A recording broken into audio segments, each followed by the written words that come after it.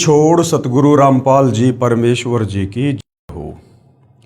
परमपिता परमात्मा सारी सृष्टि के रचनहार कुल मालिक असंख्य ब्रह्मांडों के स्वामी जगत गुरु तीनों लोकों में प्रवेश करके सबका धारण पोषण करने वाले राजाधिराज आत्माधार नाथों के नाथ देवों के देव महादेव सर्वेश्वर महेश्वर मृत्युंजय अजरो अमर आदि अनादि सनातनी प्रभु जगत पिता जगदीश्वर श्री श्री 1008 की उपाधि के वास्तविक अधिकारी अकाल मूरत सौद स्वरूपी राम वासुदेव सर्वगतम ब्रह्म परम पूज्य प्रथम पूज्य परम संत परम पुरुष परम धनी परम दयालु सत्य कबीर हक्का कबीर अल्लाहु कबीर अल्लाहु अकबर बाखबर अल्लाह ताला जगत के तारणहार जगत के मुक्तिदाता जगत के जगन्नाथ हारे के सहारे हिंदुओं के राम मुसलमानों के अल्लाह सिखों के वायुगुरु ईसाइयों के मसीह दया के सागर दयानिधि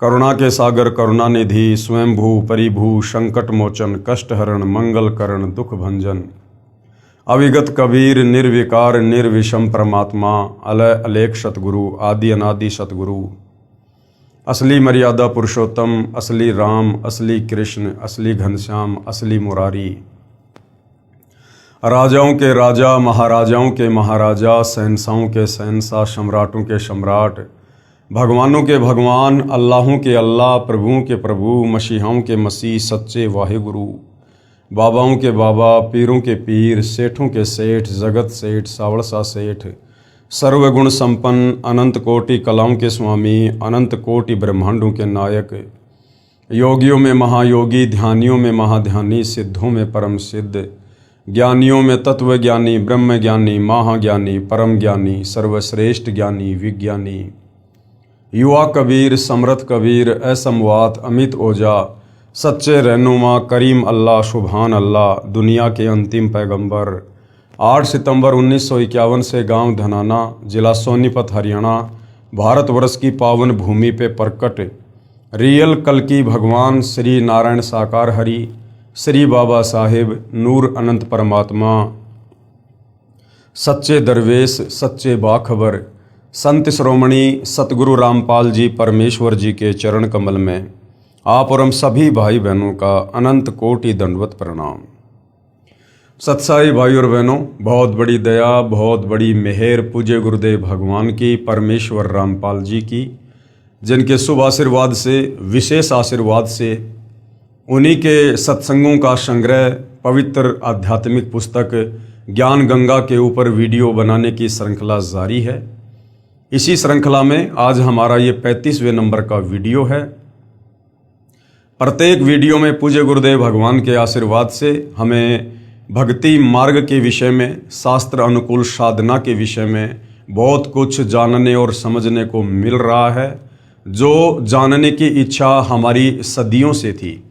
सतयुग में थी, त्रेता युग में थी, द्वापर युग में थी और कलयुग के प्रथम चरण में थी, परंतु हमारे तत्व ज्ञानहीन नादान केवल संस्कृत भाषा के तथाकथित विद्वान धर्म गुरुओं की अज्ञानता के चलते जो वे शास्त्रों को समझ नहीं पाए, शास्त्रों में परमेश्वर के विषय में भक्ति मार्ग के विषय में क्या लिखा है उसकी अच्छे से समझकर व्याख्या करके समाज को नहीं बता पाए, जिसके चलते भाई और बहनों सदियों से आत्मा अपने परमपिता परमेश्वर की प्राप्ति के लिए भटक रही है।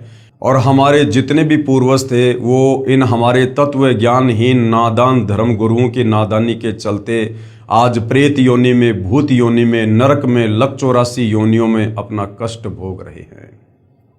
तो भाई और बहनों, आज सदियों बाद युगों बाद परमपिता परमेश्वर कबीर साहिब जी ने स्वयं धरती पर तत्वदर्शी संत के रूप में सतगुरु रामपाल जी के नाम से प्रकट होकर पूरे विश्व के मानव समाज के ऊपर एक बहुत बड़ा उपकार किया है, बहुत बड़ा रहम किया है।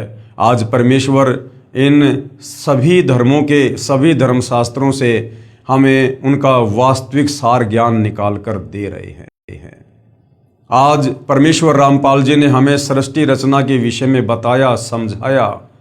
उस सृष्टि रचना को हर धर्म के हर धर्म शास्त्र के ज्ञान से प्रमाणित किया। इस पवित्र पुस्तक ज्ञान गंगा को पढ़ने के बाद आपकी 101 पीढ़ी का उद्धार निश्चित है।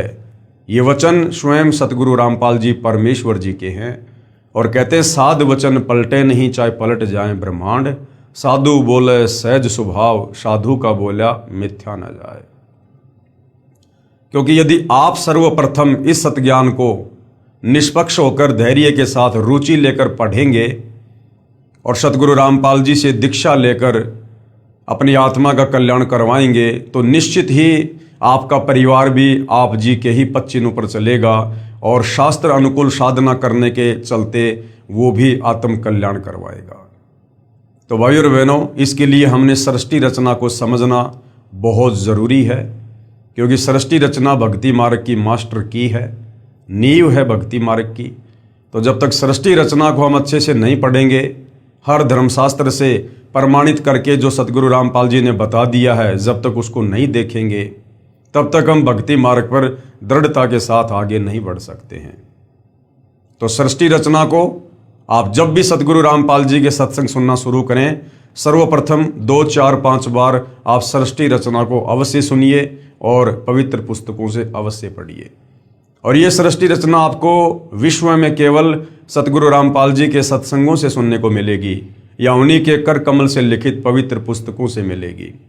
बाकी किसी भी धर्म का कोई भी धर्मगुरु, आचार्य, शंकराचार्य, संत, महंत, मंडलेश्वर, यहाँ तक कि 33 करोड़ देवी देवता और देवी देवताओं का राजा इंद्र और ब्रह्मा विष्णु महेश भी इस कंप्लीट सृष्टि रचना से परिचित नहीं है। ब्रह्मा विष्णु महेश की माँ दुर्गा और ब्रह्मा विष्णु महेश का पिता ज्योति निरंजन काल निरंजन भी इस कंप्लीट सृष्टि रचना से परिचित नहीं है। वो स्वयं गीता जी का ज्ञान देते समय अर्जुन से कह रहा है कि अर्जुन, मैं भी विचार काल में इस कंप्लीट सृष्टि रचना को यहाँ नहीं बता सकता, मुझे भी इसके आदि और अंत का ज्ञान नहीं है। तो सोचिए भाइयों और बहनों, आज सतगुरु रामपाल जी जो सृष्टि रचना के आदि और अंत का ज्ञान दे चुके हैं, जिस ज्ञान को सुनकर समझकर लाखों लोग उनकी शरण में आकर अपनी आत्मा का कल्याण करवा रहे हैं, तो सोचिए वो महापुरुष, वो महाशक्ति सतगुरु रामपाल जी फिर भला कौन है। ये स्वयं कबीर परमेश्वर हैं, कबीर देव हैं। इनके अलावा अपने द्वारा रची गई सृष्टि की जानकारी इस सृष्टि में अन्य कोई जीव नहीं दे सकता, क्योंकि इस कबीर परमेश्वर जी के अलावा चाहे अक्षर पुरुष हो, चाहे ज्योति निरंजन हो, चाहे दुर्गा या ब्रह्मा विष्णु महेश हो, सब जीव संज्ञा में हैं। तो भाई और बहनों, बहुत बड़ा रहम किया है सतगुरु रामपाल जी ने, यदि आप उनके सत्संग सुनकर इस बात को समझना चाहो तो। अन्यथा ये मनुष्य जन्म हमारा बर्बाद हो जाएगा, बेकार हो जाएगा। जो मनुष्य जन्म 184 योनियों में असहनीय कष्ट भोगने के बाद सिर्फ और सिर्फ परमात्मा प्राप्ति के लिए मिलता है, तत्वदर्शी संत की खोज करके उस परम पद की प्राप्ति के लिए मिलता है, जहाँ जाने के बाद साधक फिर लौटकर इस काल के गंदे लोक में 21 ब्रह्मांड में जन्म मरण का कष्ट भोगने के लिए, 184 योनियों की पीड़ा सहन करने के लिए, तपतशिला का कष्ट उठाने के लिए और नरक भोगने के लिए नहीं आता है। वो सदा सदा सचखंड में अमर हो जाता है।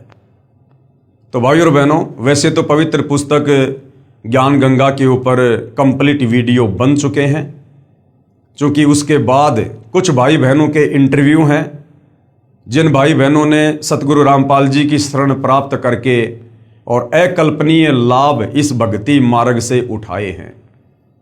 पहले जो हर प्रकार की समस्याओं से ग्रसित थे, परिवार की तरफ से, शरीर की तरफ से, 3 ताप के कष्ट से, कर्म पाप दंड से जो बेहद दुखी थे, परेशान थे, जो परिवार धीरे धीरे पतन की ओर जा रहे थे, जिन परिवारों में नशा घर कर चुका था, बुराइयां घर कर चुकी थी, परमेश्वर रामपाल जी की शरण में आने के बाद आज वो ऋषि परिवार बन चुके हैं। आज उन लोगों को जो दिन में 1-1 बोतल शराब पी जाया करते थे, 2-2, 5-5 डबियां सिगरेट की पी जाया करते थे, हुक्का जिनके घर में 24 घंटे चलता था, आज उन लोगों को तंबाकू के धुआं से भी नफरत है। जो लोग असहनीय पीड़ा भोग रहे थे शारीरिक कष्ट के चलते, बीमारियों के चलते, डॉक्टरों ने जिनको फाइनल जवाब दे दिया था कि अब आपको जीवन दान सृष्टि में कोई नहीं दे सकता, सतगुरु रामपाल जी की शरण में आने के बाद आज वो फिर से युवा नजर आने लगे हैं। जो नहाने के लिए पानी की बाल्टी भी नहीं उठा पाते थे, आज वो 50-50 किलोग्राम वजन उठाकर दौड़ रहे हैं। भाई और बहनों, परमेश्वर के जो गुण हमारे धर्मशास्त्रों में वर्णित हैं, वेदों में, गीता जी में, हमें परमेश्वर की अच्छे से व्याख्या ना होने के कारण, परमेश्वर की समझ ना होने के कारण हम परमेश्वर की सतभक्ति करके परमेश्वर से होने वाले लाभ भी नहीं उठा पाए, हम वंचित रहे। और इसका कारण हमारे नादान धर्म गुरु, जो केवल एक भाषा विशेष के ज्ञाता अवश्य थे, परंतु तत्व ज्ञान से कोसों दूर थे। और तत्व ज्ञान के बिना किसी भी धर्म ग्रंथ को नहीं समझा जा सकता, नहीं जाना जा सकता। आप उसकी उल्टी ही व्याख्या करेंगे, आप उसका उल्टा ही अनुवाद करेंगे, और वही हमारे नादान धर्म गुरुओं ने किया। अब सतगुरु रामपाल जी ने आकर दया करी, मेहर करी, और आज वही पुण्यात्माएं परमेश्वर की महिमा का वर्णन कर रही हैं। उनके मुंह का थूक सूख जाता है, परंतु सतगुरु की महिमा करते करते वो आत्माएं थक नहीं रही हैं।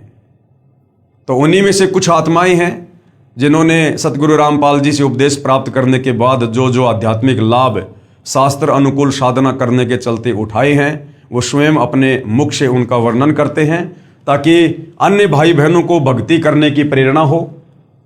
और जो आत्माएं परमात्मा प्राप्ति के लिए भटक रही हैं, मंदिर में, मस्जिद में, चर्च में, गुरुद्वारों में, तीर्थों पर, धामों पर, उन आत्माओं को भी एक शिक्षा मिले, उन आत्माओं को भी एक संदेश मिले, और वो आत्माएं भी सतगुरु रामपाल जी के सत्संग सुनकर अपनी परमेश्वर प्राप्ति वाली चाहत को पूरा करें। पवित्र पुस्तक ज्ञान गंगा, पेज नंबर 285, भटकों को शतमार्ग, भटकों को शतमार्ग। जो आत्माएं भटक रही थी, परमात्मा प्राप्ति के लिए दर दर के ठोकरें खा रही थी, आश्रमों में, साधु संत महात्माओं के पास, पहाड़ों पर, मेड़ों में, मंदिर में, चर्च में, गुरुद्वारे में, मस्जिद में, धाम पर, तीर्थ पर, कभी कावड़ ला रहे थे, कभी पैदल यात्रा कर रहे थे, परंतु किसी भी प्रकार का कोई भी कर्म दंड उनका नहीं कट रहा था। और जब नादान धर्मगुरुओं से बात करते थे रो रो के उनके चरणों में गिरकर, तो वो तत्व ज्ञानहीन धर्मगुरु कह देते थे कि ये तो आपके भाग्य में लिखा हुआ है, और भाग्य का लिखा तो भोगना पड़ता है। उदाहरण देते थे, श्री रामचंद्र जी 3 लोक के भगवान, त्रेता युग में बाली को मारा, द्वापर में अपना कर्म दंड भोगना पड़ा। उसके बाद आत्मा बेचारी चुप हो जाती थी, आगे कोई ऑप्शन ही नजर नहीं आता था। अब सतगुरु रामपाल जी ने आकर हमें 1 नहीं, 2 नहीं, 10 नहीं, हमें 100 ऑप्शन दे दिए कि बच्चों तुम कहां भटक रहे थे, कहां धक्के खा रहे थे। सतभक्ति मार्ग से तुम कोसों दूर थे। जिसे जाना बंबई और वो जा रहा है विपरीत दिशा में, वो कभी भी अपनी मंजिल को प्राप्त नहीं करेगा, उल्टा दूरी बनती चली जाएगी। तो हमें जाना था परमेश्वर के पास, हमें प्राप्त करना था भगवान। और ये नादान धर्मगुरु हमें शास्त्र अनुकूल साधना ना बताकर, क्योंकि इनको स्वयं को ज्ञान नहीं था, हमसे शास्त्र विरुद्ध भक्ति करवाकर, मनमाना आचरण करवाकर, मनमुखी मंत्रों का जाप करवाकर हमें परमेश्वर से विपरीत दिशा में भेज रहे थे, नरक की ओर, 184 योनियों की ओर, तपस्या की ओर, जन्म और मरण की ओर। अब सतगुरु रामपाल जी ने आकर हमारा शतमार्ग किया है।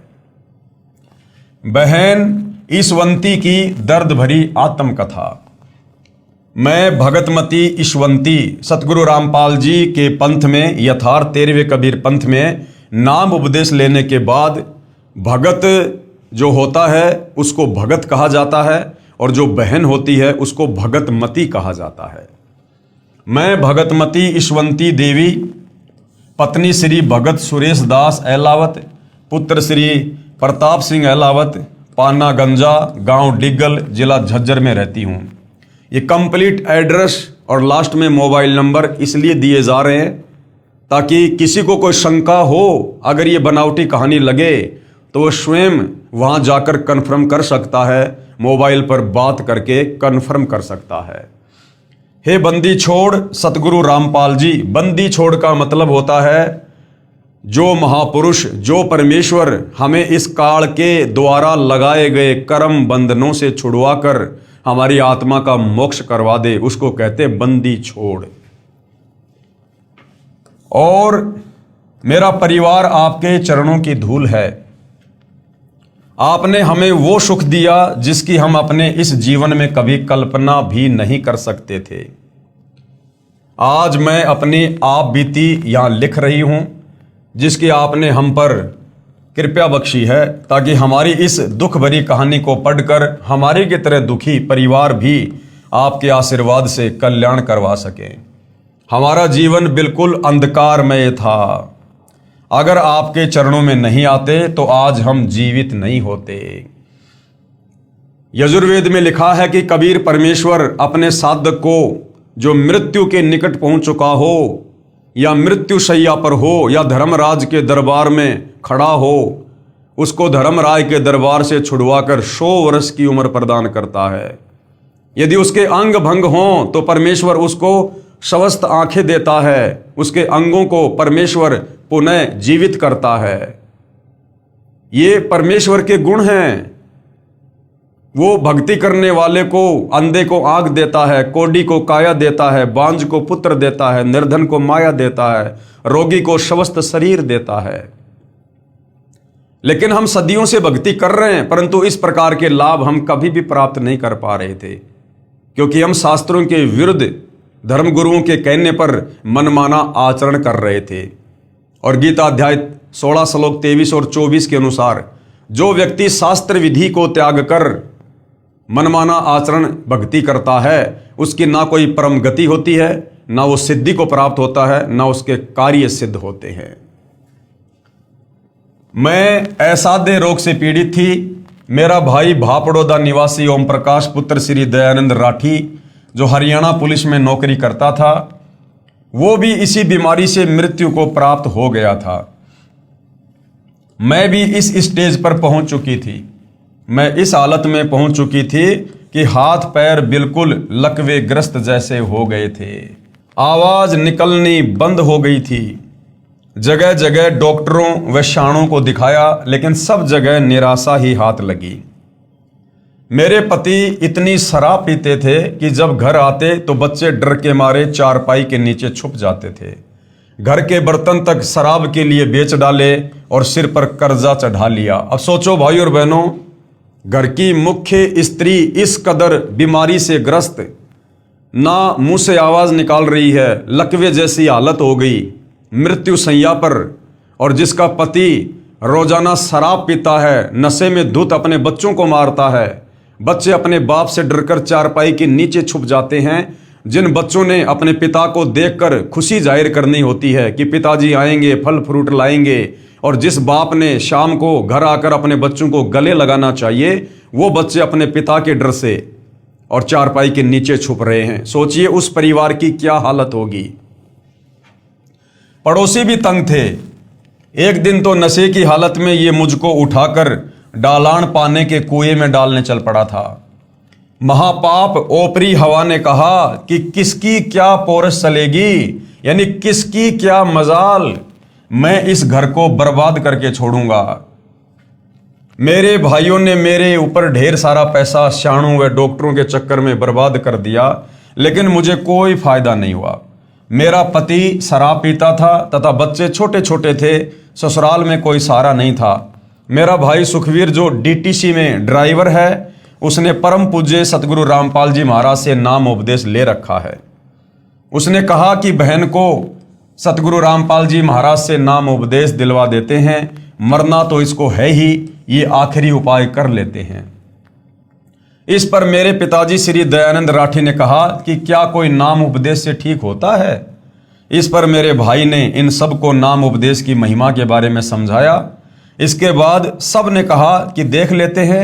ये कहकर मुझे सतगुरु रामपाल जी महाराज के चरणों में लेकर गए। उस वक्त सतगुरुदेव गांव पंजाब खोड़ दिल्ली में सत्संग कर रहे थे। पूरा परिवार मुझे लेकर रात को 10 बजे महाराज जी के चरणों में गए। ये बात 25 दिसंबर 1996 की है। मेरे भाई ने पूज्य रामपाल जी महाराज को मेरी दुखदाई कथा बताई। गुरुजी ने रात को 10 बजे सत्संग में ही नाम उपदेश की रजा बख्शी। उससे पहले मेरी जुबान भी बंद हो चुकी थी, जीभ नहीं उठती थी। जब 26 दिसंबर की सुबह यानी नाम दीक्षा के अगले दिन सुबह मैं उठी तो अपने आप को बेहतर हालत में बोलते पाया तथा अपने भाई को बताया कि इतने वर्षों बाद मुझे लग रहा है कि मैं अपने शरीर में हूं तथा मेरे शरीर से जैसे कोई भार उतर गया है। जो भूत प्रेत की बाधा थी, ओपरी पराई शक्ति थी, वो नाम उपदेश लेते ही वहां से छू मंतर हो गई। मुझे बोलते देखकर मेरा भाई सुखवीर हैरान रह गया तथा कहा कि महाराज रामपाल जी तो साक्षात कबीर परमेश्वर आए हैं। और भाई इसमें कोई शंका नहीं है, सतगुरु रामपाल जी स्वयं कबीर परमात्मा ही हैं। मैं बीड़ी पीती थी, उसी दिन छोड़ दी। घर आए तो मेरे पति भगत सुरेश ने कहा कि तुम क्या नाम लेकर आए हो, मैं देखता हूं तुम्हारे नाम में इतनी क्या शक्ति है। अपनी माँ से बोला कि ये अच्छा नाम लेकर आए बच्चे, सुबह गुड मॉर्निंग की जगह सत साहिब बोलने लगे हैं।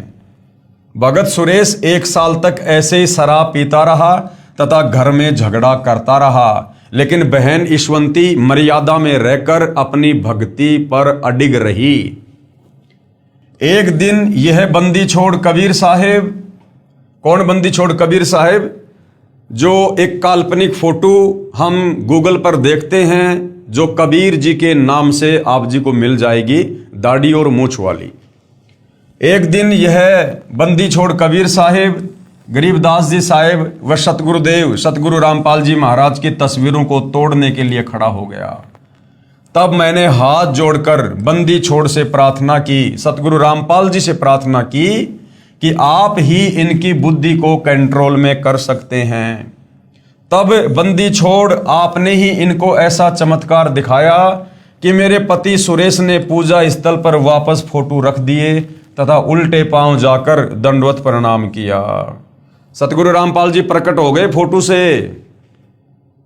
सामने बिल्कुल दिखाई दे रहे हैं साक्षात। तो भाई सुरेश की तो सिट्टी पिट्टी गुल हो गई और वापस फोटो रख दी और गुरुदेव को दंडवत प्रणाम किया। तब से लेकर आज तक उन्होंने शराब बीड़ी आदि सब बुराइयों को त्याग दिया।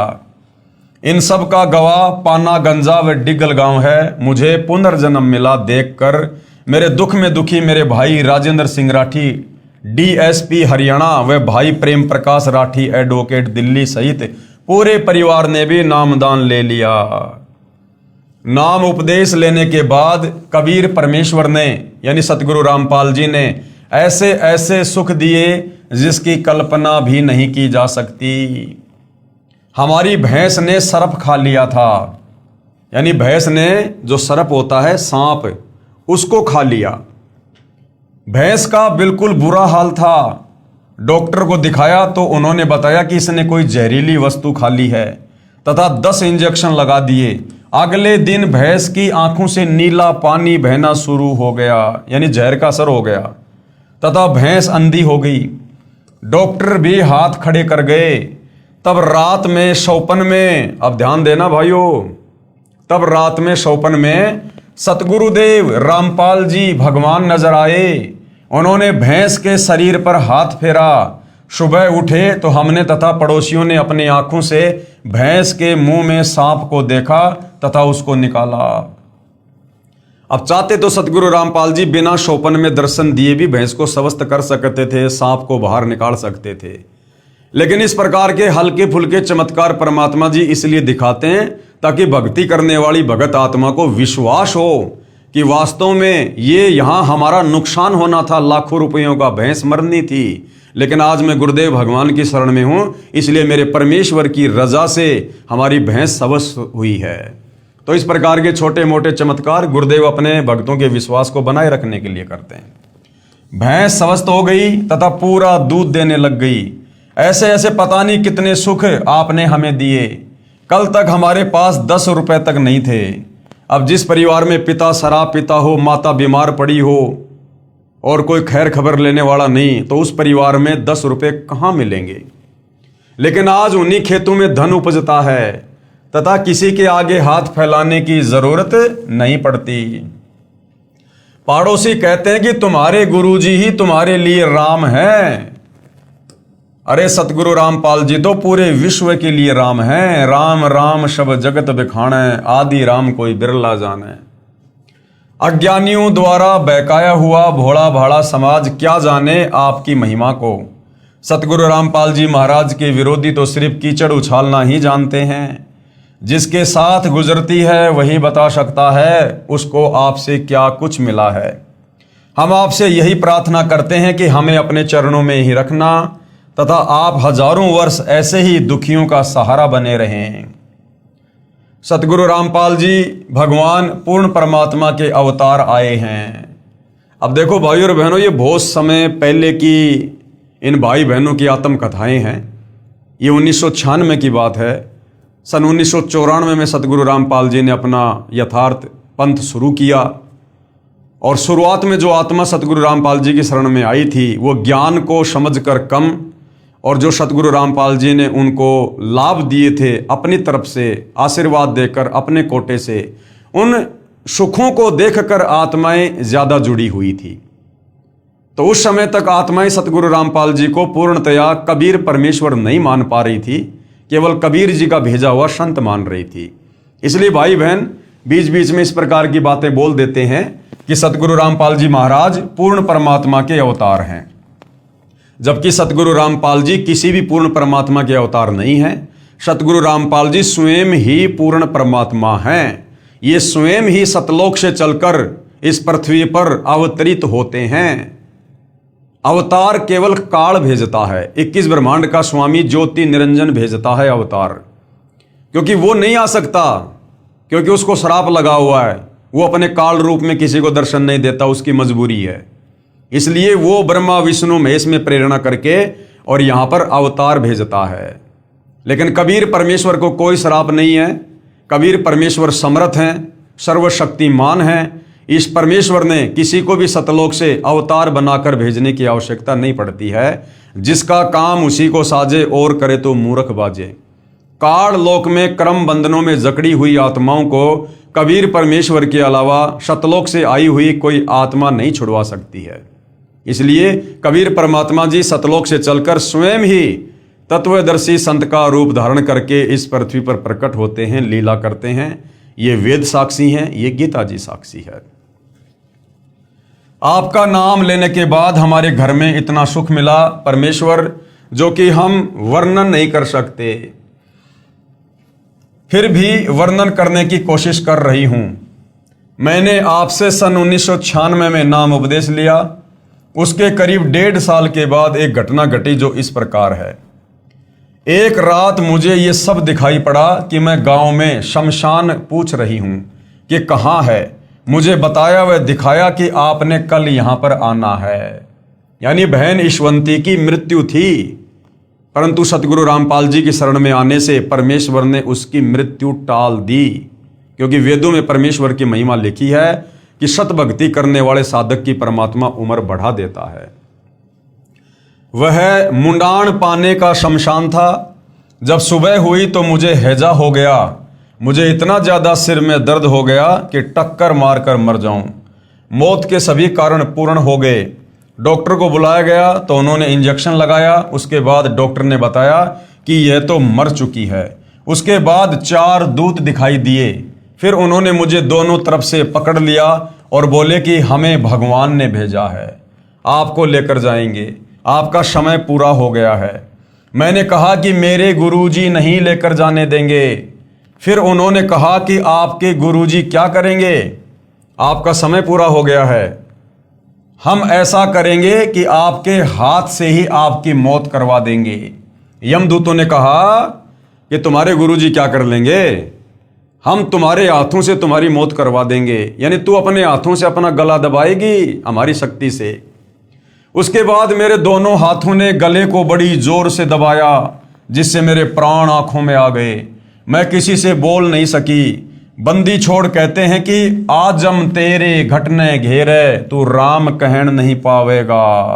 आजा बंदे शरण राम की, फिर पाछे पछतावेगा। वह स्थिति मेरे साथ हो गई। उसके बाद कबीर साहिब, अब ध्यान देना भाई और बहनों, हमने इन कथाओं से बहुत गहरी शिक्षा लेनी है। बहन ईशवंती क्या कह रही है कि उसके बाद कबीर साहिब कमल के फूल पर मेरे पास प्रकट हुए। यम के दूतों ने बहन ईशवंती के हाथों से उसका गला दबवा दिया। और उसके बाद कबीर साहिब, कौन कबीर साहिब? दुनिया जिस एक डाढ़ी मूछ वाली कबीर जी की काल्पनिक फोटो को कबीर परमात्मा कहती है, कबीर साहिब कहती है, जिस मिलते जुलते रूप में कबीर जी आज से लगभग 650 साल पहले बनारस के काशी में आए थे, उस रूप में बहन कह रही है कि उसके बाद कबीर साहिब कमल के फूल पर मेरे पास प्रकट हुए। और उसके बाद क्या होता है, ध्यान देना, उसके बाद मेरे अंदर से पूज्य सतगुरु रामपाल जी महाराज की आवाज आई कि इस लड़की को आप कैसे लेकर जाओगे, इसे हम नहीं जाने देंगे, इसे हम नहीं जाने देंगे। क्योंकि भाई और बहनों, इस भक्ति की शुरुआत में सतगुरु रामपाल जी को कोई भी आत्मा डायरेक्ट कबीर भगवान मानने को तैयार नहीं होती है, क्योंकि हमारे नादान धर्म गुरुओं ने हमारे को उल्टी पट्टी पढ़ा रखी होती है कि भगवान तो निराकार है, भगवान तो निराकार है। और काशी वाले कबीर जी को तो कोई भगवान मानने को तैयार ही नहीं। तो बहन ईशवंती, जिसने सन 1996 में सतगुरु रामपाल जी से दीक्षा ली, लेकिन बहन भी अच्छे से ज्ञान को समझकर सतगुरु रामपाल जी को ही कबीर भगवान नहीं मान पा रही थी। बहन की दृष्टि में कबीर भगवान यानी बंदी छोड़ वो दाढ़ी मूछ वाली कबीर जी की समझे जाने वाली काल्पनिक फोटो थी। तो बहन ने उसी को याद किया। तो उधर से कबीर परमात्मा सतगुरु रामपाल जी, जो वास्तव में कबीर भगवान है, वो उस दाढ़ी मूछ वाला रूप बनाकर और बहन के पास में प्रकट हो गए उसके विश्वास के लिए। क्योंकि जब तक भगत की आस्था जिसमें रहेगी, वो चाहे किसी की भी भक्ति कर रहा है, परमात्मा उसी रूप में आकर उसकी रक्षा करता है। तो बहन ईशवंती ने नाम तो ले रखा सतगुरु रामपाल जी से, लेकिन भगवान मान रखा था दाढ़ी मूछ वाली कबीर की फोटो को। तो बहन के विश्वास के लिए वहां पर कमल के फूल पर सतगुरु रामपाल जी ने ही वो दाढ़ी मूछ वाला रूप बनाया और प्रकट हो गए। लेकिन अंदर से जो आवाज आई, वो आई सतगुरु रामपाल जी की। और क्या कहा? उसके बाद मेरे अंदर से पूज्य सतगुरु रामपाल जी महाराज की आवाज आई कि इस लड़की को आप कैसे लेकर जाओगे, इसे हम नहीं जाने देंगे, इसे तो हम चाहेंगे तब लेकर जाएंगे, इसका अगर पैर भी काट दोगे तो हम वह भी जोड़ देंगे। साथ में गुरुजी ने काफी बातें कही जो सब वर्णन नहीं हो पा रही हैं। उसके बाद यम के दूत भाग गए। उसके बाद गुरुजी ने मुझे कहा कि बेटी डर मत, तेरी मौत को हमने टाल दिया, अब हम चाहेंगे तब लेकर जाएंगे। दूसरा कारण क्या था भाइयों और बहनों? जब आप अध्यात्म की गहराई में जाएंगे, सतगुरु रामपाल जी के सत्संग सुनेंगे, तो आपको पता चलेगा। जब कबीर परमात्मा प्रथम बार सतलोक से चलकर अपने पुत्र जोगजीत का रूप बनाकर 21वें ब्रह्मांड पर, जहां पर ये ज्योति निरंजन काल ब्रह्म रहता है, तपतशिला पर जीव भून भून के खाता है, वहां पर इस काल निरंजन की और कबीर परमात्मा की अपने पुत्र जोगजीत के रूप में मुलाकात हुई थी। तो काफी कुछ वरदान कबीर परमेश्वर ने इस काल को दिए थे। और इस काल में एक वचन ये भी मांगा था कि मैं आपका रूप बना सकूं, ये आप मुझे वरदान दे दो। तो कबीर परमेश्वर जो अपने पुत्र जोगजीत के रूप में थे, परमेश्वर ने कहा कि ठीक है भाई, आप मेरा रूप बना लेना। मेरे जिस भगत के पास में सत भक्ति मंत्र होगा, शब्द होगा, उसको तू कुछ नहीं कर पाएगा। अक्के वचन भर लो, वचन भर लिया, अकबर लिए भाई न्यो बोला जी कि चारों युगों में, 3 युगा में जीव थोड़े ले जाना, सतयुग, त्रेता और द्वापर, और चौथा युग जब आवे कलयुग, कितने ले जाइयो। ने बोला वह बड़ी अड़ाई तन तया। अच्छा भाई कोई बात नहीं। दूसरा यह है कि मैं आपका रूप बना सकूं, मैंने ये आज्ञा दे दो। अग बना लिए, तेरे रूप तक की आंट लागेगी। मेरे अंश के पास जिस पास नाम होगा तेरा रूप रह ही नहीं सकता उसके आगे। तो फिर और एक और कहा कि आप जब जाओ ना मृत मंडल में तो एक जगन्नाथ के मंदिर को बनवाइयो, क्योंकि वो काल समुद्र नहीं बनन देगा। मेरा अंश कृष्ण रूप में जाएगा, कृष्ण बौद्ध रूप में, और अपना मंदिर बनवाओगा, पर समुद्र नहीं बनन देगा। बनवा दूंगा भाई। फिर कहते हैं कि त्रेता युग में समुद्र पर पुल बंधवाइयो। अकाछे पंगे पाए रहते थे। तो भाई और बहनों, इस काल ब्रह्म ने, इस ज्योति निरंजन ने वो रूप क्यों मांगा था? क्योंकि काल निरंजन ने दिमाग लगाया कि ये जो जोगजीत है, जो मेरा भाई है, क्योंकि वो पहचान नहीं पा रहा था परमात्मा उसके भाई के रूप में थे, जोगजीत के रूप में थे। अगर स्वयं अपने ओरिजिनल रूप में आ जाएं तो इसका कलेजा फट जाए। तो उसने कहा कि आप मुझे अपना रूप दे दो कि मैं ये आप वाला रूप बना सकूं, जोगजीत वाला। यस कर दी। काल ने क्या सोच के रूप मांगा था कि जोगजीत नीचे जाएगा और नीचे जाके क्या करेगा, ये जीवों को ज्ञान समझाएगा। और ज्ञान कैसे समझाएगा? उनका गुरु बनेगा। ये सतगुरु की भूमिका करेगा, तत्वदर्शी संत की भूमिका करेगा। और जो इसके भगत होंगे, क्योंकि जोगजीत नीचे जाके पूरी सृष्टि रचना बताएगा, मुझ काल के विषय में बताएगा, ब्रह्मा विष्णु महेश की स्थिति के बारे में बताएगा कि ये पूर्ण परमात्मा नहीं है, इनकी पूजा से कोई लाभ नहीं है। तो नीचे तमाम आत्माएं तत्व ज्ञान से परिचित हो जाएंगी। ये वेद शास्त्रों का खुलासा करेगा। तो जो इसके भगत होंगे वो भगत इस जोगजीत के ऊपर आश्रित हो जाएंगे और वो मुझ काल की भक्ति पूजा छोड़ देंगे। और ब्रह्मा विष्णु महेश की भी उनको जानकारी हो जाएगी, ये भी आधे अधूरे भगवान है। तो ब्रह्मा विष्णु महेश में भी उन भक्तों की किसी प्रकार की कोई आस्था नहीं होगी। अन्य देवी देवता तो बहुत दूर की बात है। तो काल ने दिमाग लगाया कि मेरी तो मजबूरी है, मैं तो डायरेक्ट अपने ओरिजिनल रूप में जाके किसी को भ्रमित में कर नहीं सकता। तो जब इस जोगजीत के भगत सतयुग में, त्रेता युग में, द्वापर में और कलयुग में, जब इस जोगजीत के भगत शरीर छोड़ने के बाद में त्रिकुटी पर आएंगे, क्योंकि त्रिकुटी एक इंटरनेशनल एयरपोर्ट है आगे किसी भी लोक में जाने का, तो काल को पता था कि जोगजीत के भगत जिनकी जोगजीत पर पूर्ण आस्था होगी वो शरीर छोड़ने के बाद में सूक्ष्म शरीर में त्रिकुटी पर आएंगे। और यहां आने के बाद मैं उनको भ्रमित करने की कोशिश करूंगा, ठगने की कोशिश करूंगा। तो यदि मैं ब्रह्मा विष्णु महेश का रूप बनाकर लोभ लालच दूंगा, ब्रह्मा विष्णु महेश के लोक में जाने की सलाह दूंगा कि मौज करोगे, मस्ती करोगे, चलो तुम्हें बहुत बड़ा वहां पे कोई पद देंगे, तो जोगजीत के भगत जो तत्व ज्ञान से परिचित हैं, धर्मशास्त्रों से परिचित हैं, ब्रह्मा विष्णु महेश की औकात से, सामर्थ्य से परिचित हैं, वो ब्रह्मा विष्णु महेश के चक्कर में नहीं आएंगे। और मैं अपना रूप काल वाला बना नहीं सकता, मेरी मजबूरी है। तो उन भक्तों को यदि ठगा जा सकता है तो उनके गुरु का रूप बनाकर ठगा जा सकता है, क्योंकि भगत तो अपने गुरु के कहने से आगे आगे चलेगा। तो काल ने सोचा कि जोगजीत नीचे जाएगा, गुरु बनकर ज्ञान देगा और गुरु पर उनके भक्तों की आस्था होगी। और फिर जब त्रिकुटी पर ये भगत आएंगे तो मैं जोगजीत का रूप बनाकर, ये दाढ़ी मूंछ वाला रूप बनाकर, जिसे आज दुनिया कबीर परमात्मा कहती है, कबीर साहिब कहती है, जो रूप इस काल ने मांग रखा है कि मैं ये वाला रूप बनाकर और उन भगतों को ठग लूंगा। भगत सोचेंगे हमारे गुरुजी खड़े, हमारे गुरुजी, और मैं उनको कहूंगा बच्चों आ जाओ मेरे पीछे पीछे, चलो शतलोक, और मैं उनको नकली शतलोक में ले जाकर ठोक दूंगा। इसलिए जोगजीत ने वो रूप मांगा था।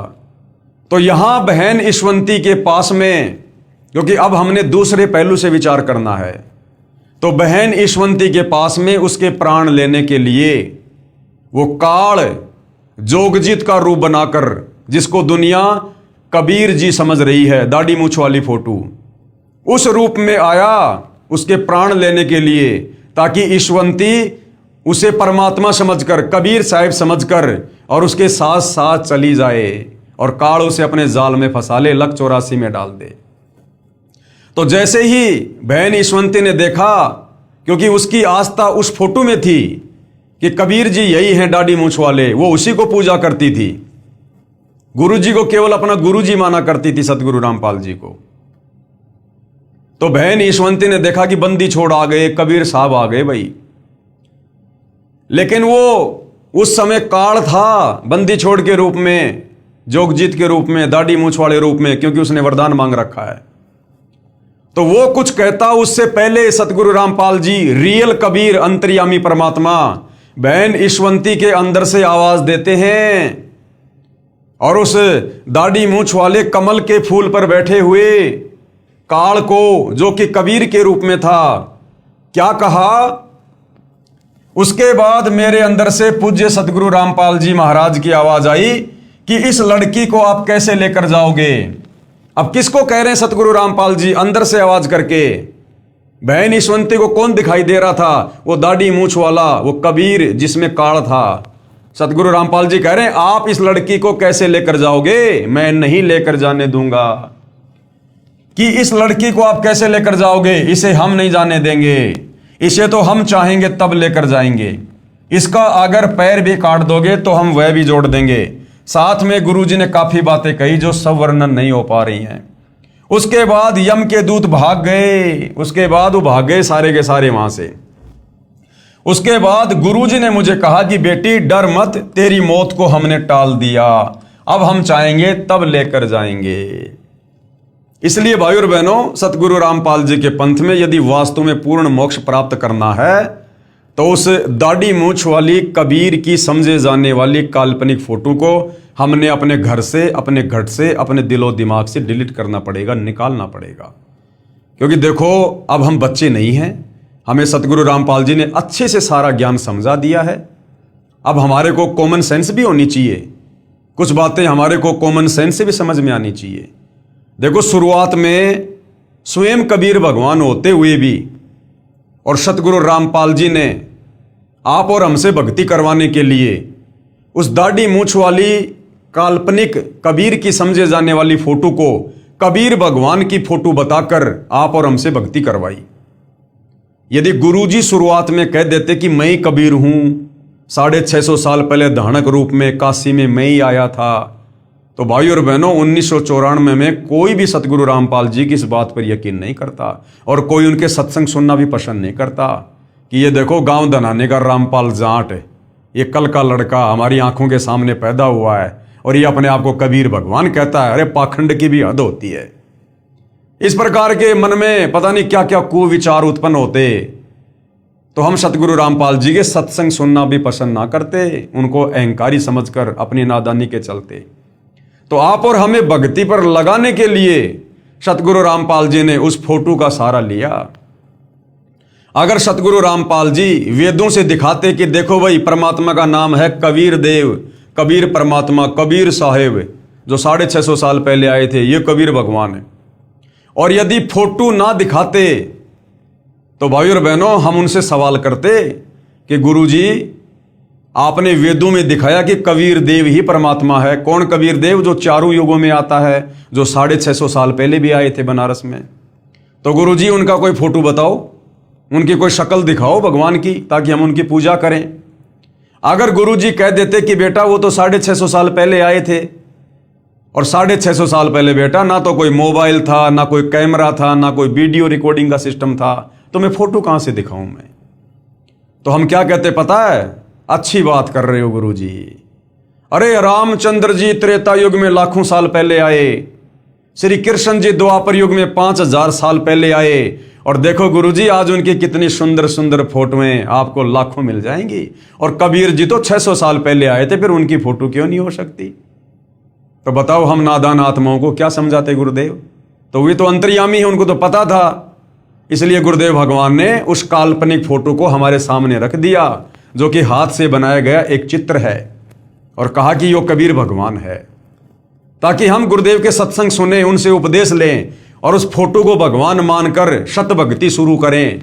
और जब धीरे धीरे धीरे धीरे तत्व ज्ञान सुनेंगे तो 2, 4, 5, 10 साल में तो ये बात समझ में आएगी कि वास्तव में कबीर भगवान वाले काम आज धरती पर कौन कर रहा है। हमें ये इतने सुख, मुर्दों को जीवन, ये कबीर भगवान दाढ़ी मूछ वाले ने दिए या फिर सतगुरु रामपाल जी ने दिए? हमें उपदेश देकर ये ज्ञान शास्त्रों का गूढ़ रहस्य सतगुरु रामपाल जी ने समझाया या उस दाढ़ी मूछ वाले काल्पनिक कबीर भगवान ने समझाया? तो सतगुरु रामपाल जी ने यह सोचकर कि फिलहाल ये मुझे परमात्मा के रूप में स्वीकार नहीं करेंगे क्योंकि ये तत्व ज्ञान से बहुत दूर हैं, इसलिए सतगुरु रामपाल जी ने उस काल्पनिक फोटो को, जो आपको गूगल पर मिल जाएगी, उसको कबीर भगवान बताकर हमारे सामने पेश किया। वो फोटो हमें दी, उस फोटो की हम पूजा करने लगे। लेकिन भाई और बहनों, अब हमें सतगुरु रामपाल जी ने ज्ञानी बना दिया, विद्वान बना दिया, मास्टर बना दिया भक्ति मार्ग में। अब हमने कॉमन सेंस का भी प्रयोग करना चाहिए। अब यदि हमारी आस्था उसी फोटो में लगी रही तो भाई और बहनों, कल को जब हम त्रिकुटी पर जाएंगे तो स्थूल शरीर छोड़ने के बाद में जो सूक्ष्म शरीर रहेगा उसमें ज्यों के त्यों विचार रहेंगे।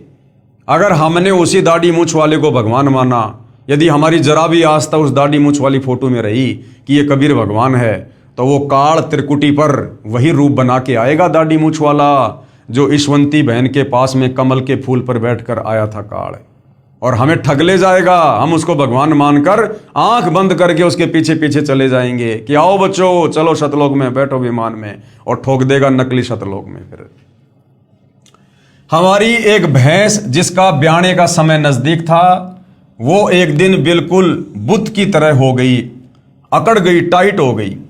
डॉक्टर को बुला कर लाए तो डॉक्टर ने टाइम से पहले ही हाथों से बच्चा निकाला। उसके बाद भैंस ने जेर नहीं डाली। किसी के कहने पर हमने जो थोड़ी सी जेर बाहर होती है उस पर ईंट बांध दी तो वह जेर टूट गई। जेर के टूट जाने पर भैंस की हालत बहुत खराब हो गई क्योंकि अंदर जहर फैल गया। सभी कहने लगे कि यह भैंस अब मरने से बच नहीं सकती। हम घबरा कर रात को ही 5 डॉक्टरों के पास गए, मगर एक भी डॉक्टर नहीं आया। कहते हैं कि यह केस निपटाना हमारे बस की बात नहीं है, अब परमात्मा ही बचा सकता है। उसके बाद बहुत दुखी होकर मैंने आशा छोड़ दी कि आज भैंस को कोई नहीं बचा सकता। अरे भैया, जिसने पिछली बार बचाया था अगली बार भी वही बचाएगा। फिर मैंने कहा कि भगत जी आशा मत तोड़ो, हमारे बंदी छोड़, सब ठीक करेंगे। उसके बाद बंदी छोड़ के सामने दंडोत प्रणाम किया। दंडोत प्रणाम किया उसी दाढ़ी मूछ वाली कबीर की फोटो के सामने। लेकिन भाई रियल में जो बंदी छोड़ है, जो कबीर भगवान है सतगुरु रामपाल जी, वो भोले भगत की आस्था के आधार से, जिसकी भी आस्था है, परमात्मा उस रूप में जाकर उसकी रक्षा अवश्य करता है। और हमने प्रार्थना की। उसके बाद सुबह एक डॉक्टर के पास गए तो उसने आकर देखा तो कहा ये बचेगी नहीं। ऐसे ही हमारी भैंस के साथ हुआ था, तो बड़े डॉक्टर ने भरपूर कोशिश की मगर नहीं बच पाई। उसके बाद कहने लगे कि परमेश्वर की दया से बच भी गई तो दूध नहीं देगी। उसके 7 दिन बाद गुरुजी दिखाई दिए। कौन गुरुजी? सतगुरु रामपाल जी, कि भैंस की आंतड़ियों में से जेर निकाल रहे हैं। सुबह भैंस ने जेर डाली तथा वह स्वस्थ हो गई और 15 किलो दूध पर आ गई। ये हमारे बंदी छोड़ की कृपा है। कौन बंदी छोड़? सतगुरु रामपाल जी भगवान है। जबकि 4-5 पड़ोसियों की भैंस इसी बीमारी से मर चुकी थी। मेरा छोटा लड़का जिसकी उम्र 14 साल है, नाम नवनीत है, इसे बचपन 6 महीने का था तब से ही निमोनिया हो गया था और 5 साल तक इसकी बीमारी खत्म नहीं हुई। मेरे हर संभव प्रयास करने पर तथा डॉक्टर के मना करने पर भी मैंने हार नहीं मानी। एक दिन मैंने उसे सतगुरुदेव रामपाल जी भगवान से नाम दान दिलवाया। उसी दिन से मानो मेरे बच्चे को कोई बीमारी थी ही नहीं। जबकि भाई और बहनों, नाम दीक्षा तो माता पिता ने पहले अपने बच्चों को दिलवानी चाहिए, यानी पूरे परिवार ने साथ साथ दीक्षा लेनी चाहिए। लेकिन यह भी बहन ईशवंती की कमजोरी थी, थोड़ा ज्ञान की कमी थी कि स्वयं ने नाम ले लिया और उसके कई दिनों बाद फिर अपने बच्चे को नाम दिलवा रही है। यह भी बहन की कमजोरी थी। जबकि ये पता होने के बाद कि परमात्मा धरती पर है, सर्व सुख दाता है, उस बहन के नरक बन चुके परिवार को गुरुदेव ने स्वर्ग कर दिया भक्ति देकर, और फिर भी अपने बच्चों को नाम नहीं दिलवा रही थी। तो ये बहन की कमजोरी थी। आप और हमने भविष्य में इस प्रकार की कमजोरी नहीं दिखानी है। अगर हमारी समझ में बात आ गई है ज्ञान समझकर, तो बच्चों समेत पूरे परिवार ने दीक्षा लेनी चाहिए। बच्चे यदि समझदार हो गए हैं, युवा हो गए हैं, और वो यदि नाम दीक्षा नहीं लेना चाह रहे तो बात अलग है, हम उनको समझा सकते हैं, जबरदस्ती नहीं कर सकते। लेकिन बच्चे यदि 5-10 साल के हैं, आपके अधीन हैं, तो फिर आपने बच्चों को नाम तुरंत अवश्य दिलवाना चाहिए। ना जाने काल का कब क्या अटैक हो जाए। बच्चा आज अपनी उम्र के सभी बच्चों से तंदुरुस्त है। ये सभी चमत्कार हमारे गुरुदेव सतगुरु रामपाल जी महाराज की असीम कृपा से हुए। एक दिन पूर्णिमा के सत्संग के समय वर्ष 2004 में बरसात के ना होने के कारण हमारी धान यानी चावल की फसल सूख रही थी और नहर भी आकर चली गई थी। 1 महीना बाद दोबारा नहर आनी थी। वहां पर ट्यूबवेल से पानी देने का साधन नहीं था, हम सिर्फ नहर पर ही आश्रित थे, और 1 महीने बाद तो वो फसल नष्ट हो जानी थी धान की। परंतु पूर्णिमा के दिन हम आश्रम से सत्संग समापन के बाद जब खेत को देखने गए तो हमारे 2.5 एकड़ जमीन धान वाली घुटनों घुटनों पानी से भरी हुई थी। ये कभी सौपन में भी नहीं होने वाला कार्य हमारे सतगुरुदेव की कृपा से हो गया, और सारे खेत के पड़ोसियों ने अफसोस किया कि ये नहर तो तुम्हारे सतगुरुदेव ने तुम्हारे लिए, सिर्फ तुम्हारे लिए ही बुलवाई है। सभी लोगों की फसल में ज्यादा से ज्यादा 10 मन धान हुई, जबकि सतगुरुदेव जी की कृपा से हमारी 40 मन प्रति एकड़ हुई। अनेकों अनेकों सुख हमारे बंदी छोड़ सतगुरु रामपाल जी ने हमें दिए हैं। मेरे दोनों पुत्र भगत अमित तथा नवनीत मई 2010 को दिल्ली पुलिस में नौकरी लग गए। मेरी तथा मेरे परिवार की तरफ से सर्व पाठकों से प्रार्थना है कि आप अति शीघ्र सतलोक आश्रम करोथा में आकर सतगुरु रामपाल जी महाराज से मुफ्त नाम दीक्षा प्राप्त कीजिए। मनुष्य जीवन व्यर्थ ना करें। कबीर परमेश्वर जी कहते हैं, भाई काल करे सो आज कर, आज करे सो अब, और पल में प्रलय होएगी फिर करोगे कब। सत साहेब जय बंदी छोड़ की, सतगुरु रामपाल जी भगवान की जय। तो भाई और बहनों, देखा आपने, ये सत्य आत्म कथा है उन आत्माओं की जो हर प्रकार से मरणासन स्थिति में थे। कहां तो इस परिवार का बेड़ा गर्क होना था, ऊपरी शक्तियां, ऊपरी पराई, भयंकर बीमार बहन, पति 1 नंबर का शराबी, बच्चा भी बीमार, और माता पिता की ऐसी हालत हो तो फिर बच्चों को कौन संभालता। और आज कबीर परमेश्वर सतगुरु रामपाल जी की असीम रजा से जैसे उस परिवार ने उपदेश लिया, दीक्षा ली, आज परमेश्वर ने उस परिवार को स्वर्ग बना दिया। बहन की बीमारी, रफू चक्कर, दोनों लड़के सरकारी नौकरी लग गए, पति ने शराब त्याग दी, और आज वो परिवार सुख से अपना जीवन व्यतीत कर रहा है। तो भाई और बहनों, ऐसा परमेश्वर ही कर सकते हैं।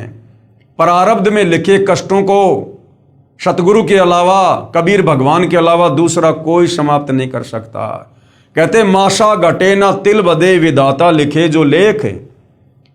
इस काल बली ने जो लेख हमारे लिख दिए होते हैं वो कहते हैं मेटे नहीं मिटाए जा सकते, परंतु साचा सतगुरु मेट कर ऊपर मार दे मेख। लेकिन जो सच्चा सतगुरु होता है, पूर्ण सतगुरु होता है, और वो पूर्ण सतगुरु स्वयं कबीर भगवान ही होता है। और इस काल के लिखे लेखों को केवल वो सतगुरु ही समाप्त कर सकता है। चित्रगुप्त के कागजों को सतगुरु ही समाप्त कर सकता है, यदि वो पूर्ण सतगुरु है तो। सतगुरु जो चावे सो करही, 14 कोटि दूत यम डरही, ऊत भूत जम त्रास निवारे, और चित्रगुप्त के कागज फाड़े। इस परिवार के लिए सतगुरु रामपाल जी ने चित्रगुप्त के कागज फाड़ दिए, और अपनी लेखनी से उस समर्थ कबीर परमेश्वर सतगुरु रामपाल जी ने इस परिवार का नया सुंदर भाग्य लिख दिया। तो भाई और बहनों, ये आप लोगों के साथ भी हो सकता है, ये सबके साथ हो सकता है। परमेश्वर इस धरती पर वर्तमान में पूरे विश्व के मानव समाज के लिए हैं, सबके आत्मा के कल्याण के लिए, सबके उद्धार के लिए हैं। लेकिन कहते हैं भाई सकल पदार्थ है जगमाही, भाग बिना नर पावत नाही। सतगुरु रामपाल जी की शरण प्राप्त करना आम इंसान के वश की बात नहीं है। जिनके युगों युगों के भक्ति संस्कार मजबूत होते हैं वही आत्माएं उनके चरणों तक पहुंच पाती हैं, उनके सत्संगों को सुनकर विश्वास कर पाती हैं, और फिर उनसे जुड़कर उपदेश लेकर भक्ति का लाभ उठा पाती हैं। तो ये आपकी आंखों के सामने बहन ईशवंती की आत्मकथा है। उसके बाद एक और भगत आत्मा है जिन्होंने अपनी आत्मकथा बताई है। उजड़ा परिवार बसा, मैं भगत रमेश पुत्र श्री उमेद सिंह, गांव पेटवाड़, तहसील हांसी, जिला हिसार का रहने वाला हूं। अब एम्प्लॉयज कॉलोनी जेल के सामने जिंद में सहपरिवार रहता हूं। नाम लेने से पहले हम भूतों की पूजा करते थे, यानी श्राद्ध निकालना, अपने पूर्वजों के श्राद्ध निकालना, भूतों की पूजा करना। क्योंकि शास्त्र विधि को त्याग कर जो मनमाना आचरण करता है, मरने के बाद वो प्रेत योनि में जाता है। और फिर ये हमारे नादान धर्म गुरु आप और हमें उस प्रेत योनि में ले जाने के लिए उन पूर्वजों की जो भूत बने हुए हैं उनके श्राद्ध निकलवाना शुरू करवा देते हैं। हमारे गांव में बाबा सरिया की मान्यता थी, जिस पर हम प्रत्येक महीने की पूर्णिमा को ज्योति लगाने जाते थे। हम शुक्रवार, जन्माष्टमी, शिवरात्रि का व्रत भी करते थे, पितरों का पिंडदान और श्राद्ध भी निकालते थे। श्राद्ध निकालने के लिए, पिंडदान करने के लिए, व्रत करने के लिए, समाधि पूजने के लिए गीता जी साफ साफ मना कर रही है। फिर भी हमारा घर बिल्कुल उजड़ चुका था। जब मैं 12 वर्ष का था तब मेरे पिताजी की मृत्यु हो गई थी। घर में 3 सदस्य थे, तीनों की आपस में लड़ाई रहती थी। तीनों को भूत प्रेत बहुत दुखी किया करते थे और तीनों बहुत ज्यादा बीमार रहा करते थे। पहले डॉक्टरों को दिखाया पर कोई आराम नहीं हुआ। फिर सेवड़ों के पास गए, कोई कहता तुम 5,000 रुपये दे दो, मैं तुम्हें बिल्कुल ठीक कर दूंगा। कोई कहता तुम 10,000 रुपये दे दो। हम बिल्कुल उजड़ चुके थे परंतु कोई आराम नहीं हुआ। फिर क्या होता है भाई और बहनों, परमेश्वर अपनी आत्माओं को छल छिद्र करके अपनी शरण में लेता है।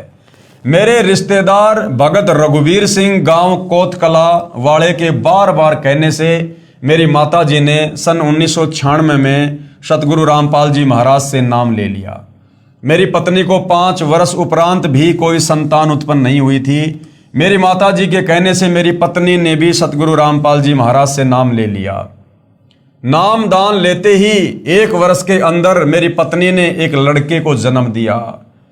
मेरा भगवान से विश्वास उठ चुका था, इस कारण मैंने नाम नहीं लिया तथा अपनी माता व पत्नी को भी सतगुरु रामपाल जी के पास जाने से मना करता था।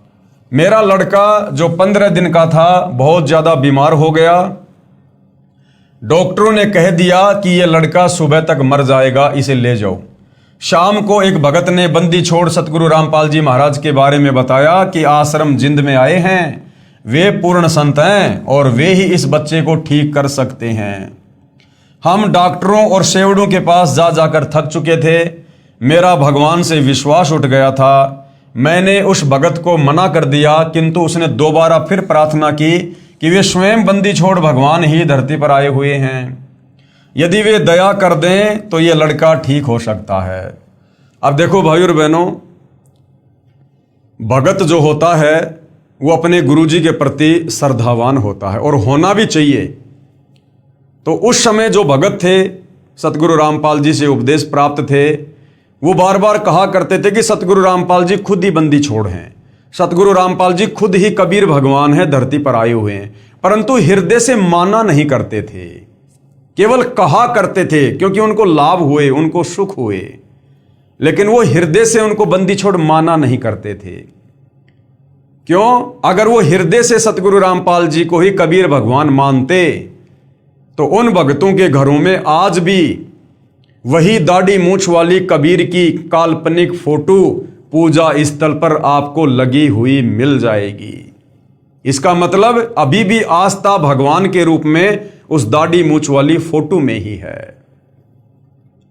लेकिन सतगुरु रामपाल जी की संगत में जो साध संगति से जुड़े हुए सत्सेवक भाई बहन हैं, जिन्होंने सतगुरु रामपाल जी के आशीर्वाद से वास्तव में उनको जाना है, उनको पहचाना है और परमेश्वर के रूप में मानकर आज उनकी यथार्थ पूजा कर रहे हैं, शास्त्र अनुकूल साधना कर रहे हैं जो भगवान की होती है, तो उन साध संगति से जुड़े भाई बहनों के घरों में आपको सतगुरु रामपाल जी के अलावा अन्य किसी की कोई फोटो नहीं मिलेगी।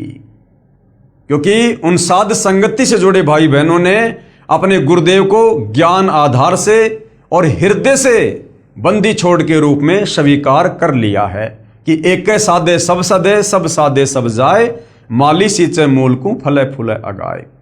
उन आत्माओं ने ज्ञान आधार से निर्णय लिया कि जब हमारे गुरुदेव स्वयं कबीर भगवान हैं, धरती पर प्रकट हैं, तो वो 650 साल पहले वाली यानी जिस रूप में कबीर भगवान आए थे, आज वो काल्पनिक फोटो हमारे किस काम की, जब आज स्वयं वो कबीर भगवान साक्षात हमारे गुरुदेव के रूप में प्रकट हैं। तो और ऐसे तो ना जाने कितने अरबों खरबों बार ये कबीर भगवान सतगुरु रामपाल जी सतयुग से लेकर त्रेता द्वापर और कलयुग में आते रहते हैं, जाते रहते हैं। तो हम कितनी फोटोओं को पूजेंगे, कितने स्वरूपों को पूजेंगे। तो वर्तमान में यदि हमने मोक्ष चाहिए तो अपने प्रेजेंट गुरु को, अपने वर्तमान गुरु को ही अपना इष्ट मानकर पूजना होगा, अपना भगवान मानकर पूजना होगा।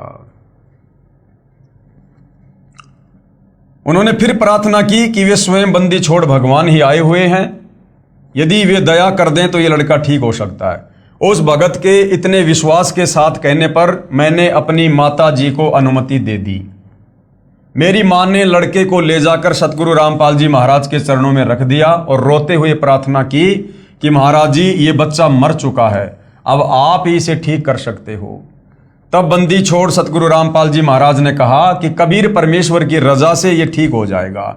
अब सतगुरु रामपाल जी की तो मजबूरी है कि जब तक भगत उनको कबीर परमात्मा नहीं मानेंगे, तब तक सतगुरु रामपाल जी ने तो उस काल्पनिक फोटो को कबीर भगवान कहना ही पड़ेगा।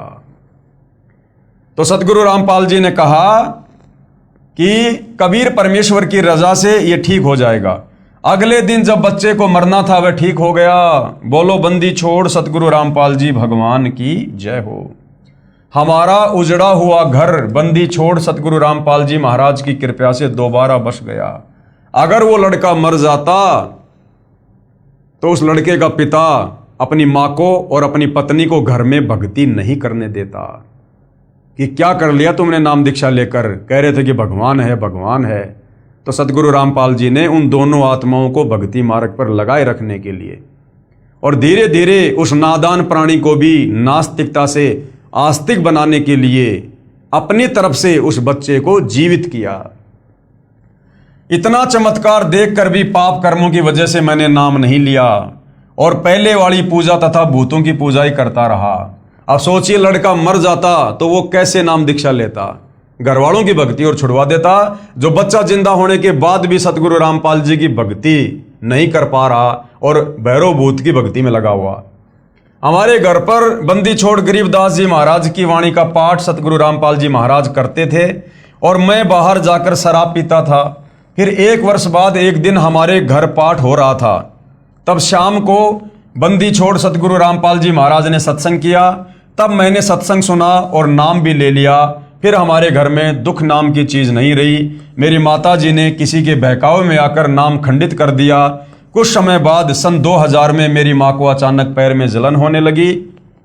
डॉक्टरों को दिखाया, उन्होंने बताया कि इसे ब्लड कैंसर है, ये 10-15 दिन में मर जाएगी।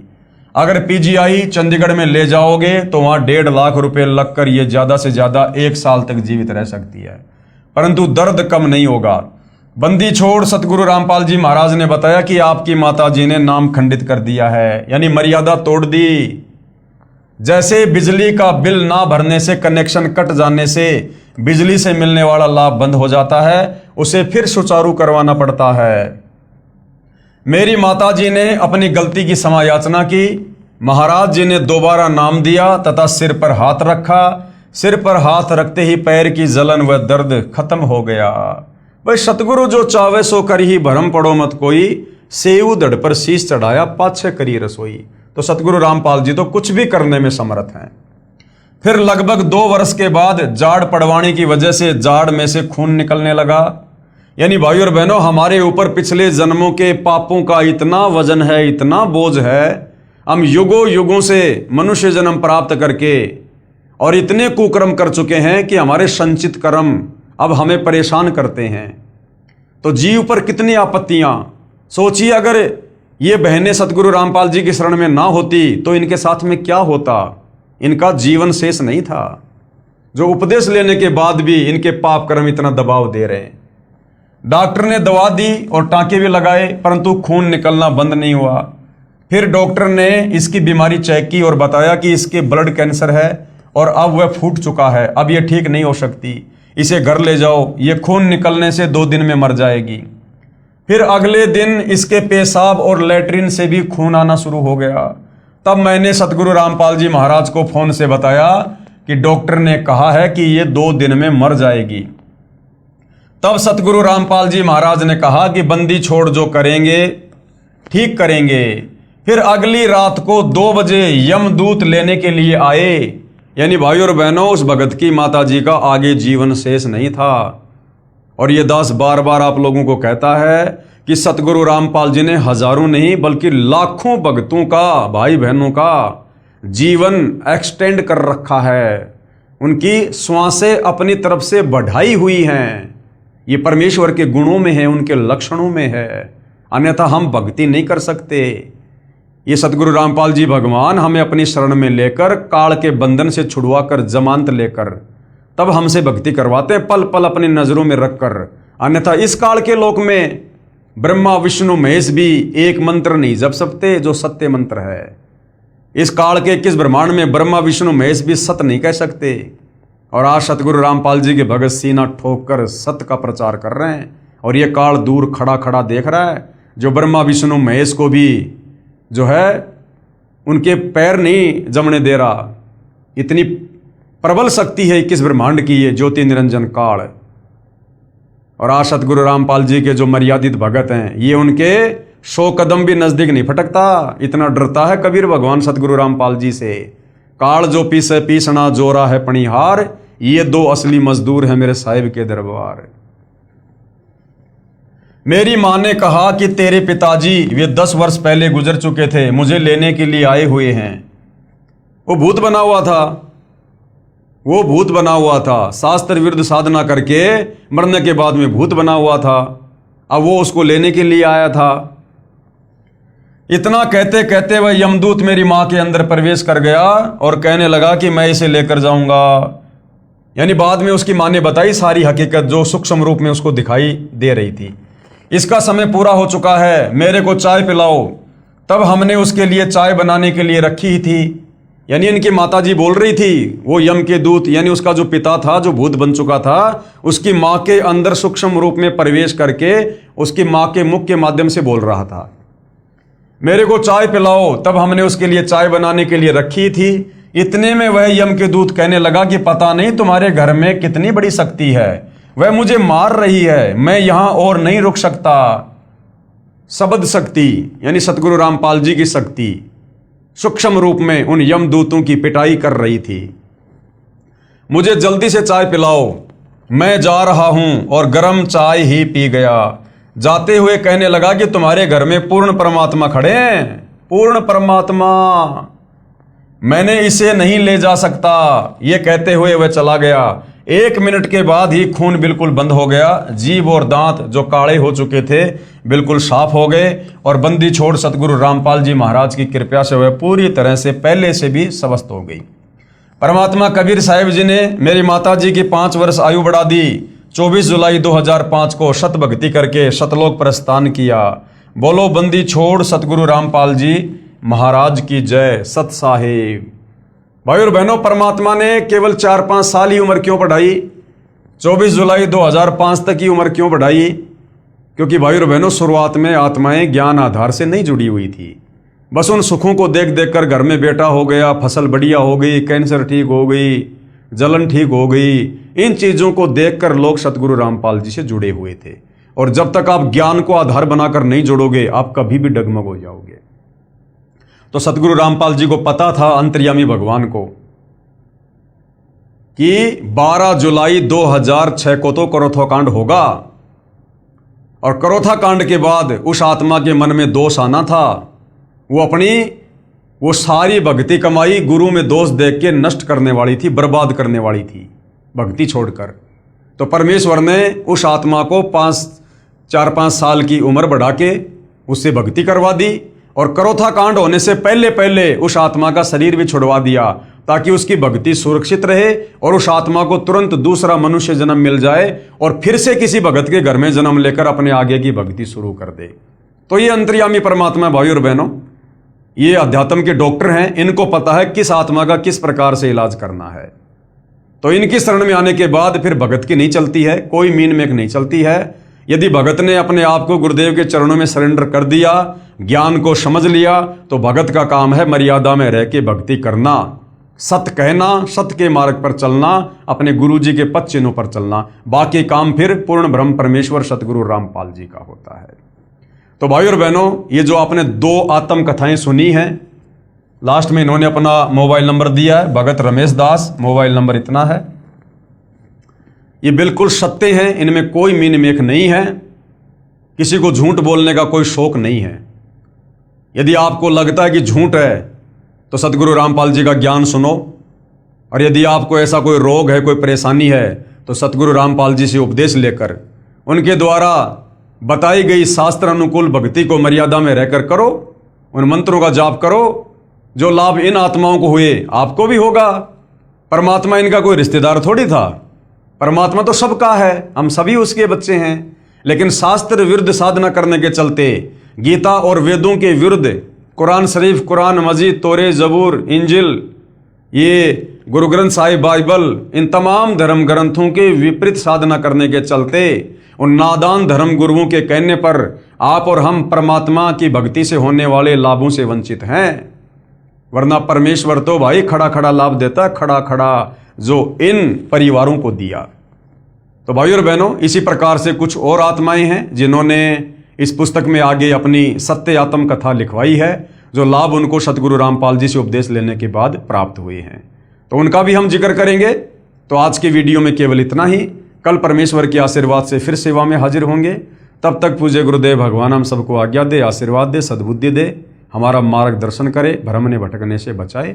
बंदी छोड़ सतगुरु रामपाल जी परमेश्वर जी की जय हो।